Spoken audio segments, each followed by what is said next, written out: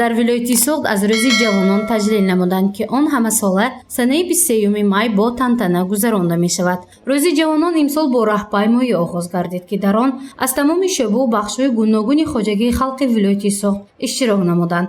ҳар соҳа ва мутахассисон бо шиору овезаҳои тарғибкунанда раҳпаймоӣ намуданд, ки он аз назди маҷмаи таърихию фарҳангии Истиқлол оғоз гардида то ба майдони театри Хоҷа Камоли Хуҷандӣ идома кард. ҳадафи асосии ин чорабинӣ тарғиби тарзи ҳаёти солим ва ҷалби аҳолӣ ба варзиш ба ҳисоб меравад.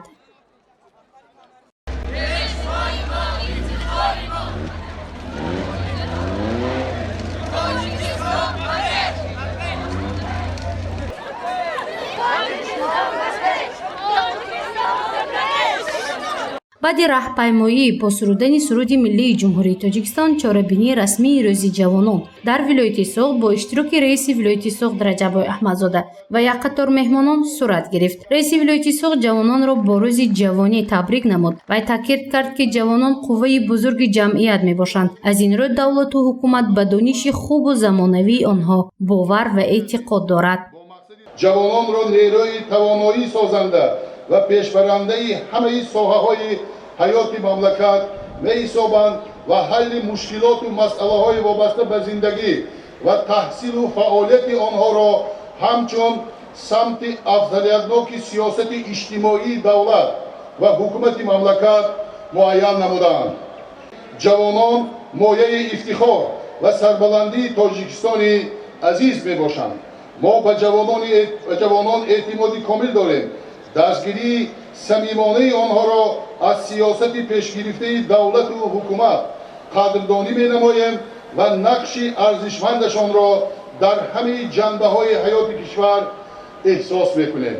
раиси вилояти Суғд ба ҷавонон таъкид намуд, ки дониши сиёсии худро баланд намуда зиракиро аз даст надиҳанд, зеро гурӯҳҳои ифротӣ тариқи шабакаҳои иҷтимоии ҷавонону наврасони моро гумроҳ мекунанд, ки оқибати хуб надорад. аз ин рӯ Раҷабой Аҳмадзода таъкид намуд, ки ҳангоми истифодаи шабакаҳои иҷтимоӣ эҳтиёткор бошанд ва барои ҳифзи манфиати давлату ҳукумат ва халқи тоҷик ҳиссагузорӣ намоянд.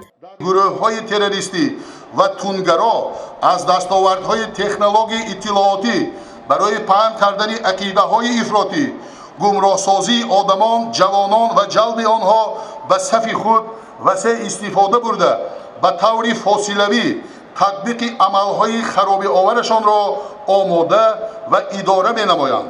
онҳо ҳадафҳои ғаразноки худро бо шиорҳои диниву мазҳабӣ рӯйпӯш намуда, тарафдоронашонро зери парчами мубориза барои адолати иҷтимоӣ ҷалб мекунанд. вале дар асл мақсади онҳо дигар намудани сохти дунявии давлатдории кишварҳои минтақа буда, барои ба даст овардани ҳокимияти сиёсӣ аз ҳама гуна роҳу восита истифода мекунанд. раиси вилояти Суғд Раҷабой Аҳмадзода ба фаъолон ва ғолибони озмуну олимпиадаҳои варзишӣ мукофот ва тӯҳфаҳои хотиравӣ тақдим намуд, ки он ба муносибати рӯзи ҷавонон арзёбӣ карда шуд. ҳамчунин бахши фарҳангии чорабинӣ бо иштироки санъаткорони вилоят ва ҷумҳурӣ идома кард. ҳофизон васфи ватану ҷавонӣ ва Тоҷикистон шеъру тарона қироат намуданд. гузориши Мафнуншпур ва Насим Раҳимов барои барномаи иттилоотии Хабар.